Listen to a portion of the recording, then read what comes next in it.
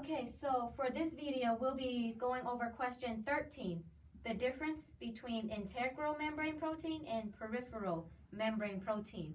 So this is the integral membrane protein and this is the peripheral protein. Some of the very main differences that I can see is that integral proteins will penetrate the membrane layer, the membrane bilayer, while peripheral will not penetrate the bilayer. Let's go to this picture here. This green thing, that is the integral protein.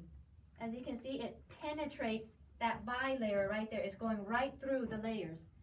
This red thing is the peripheral protein. It's attached on top.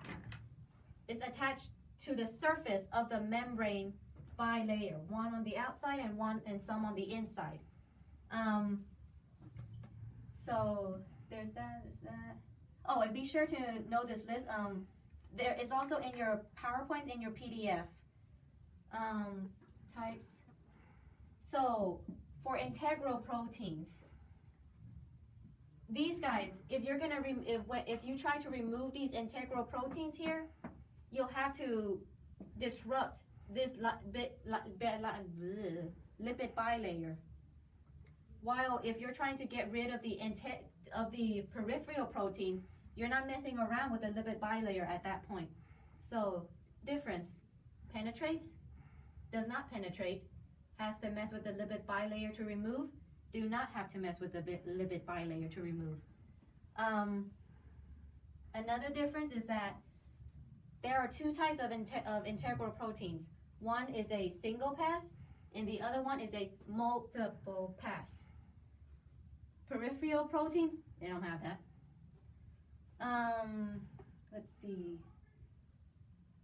So integral proteins, they are covalently linked to the membrane phospholipids or glycolipids, but peripherals, they are not covalently linked to those membrane components. There's that. Many are glycoproteins. Let's see. Functions.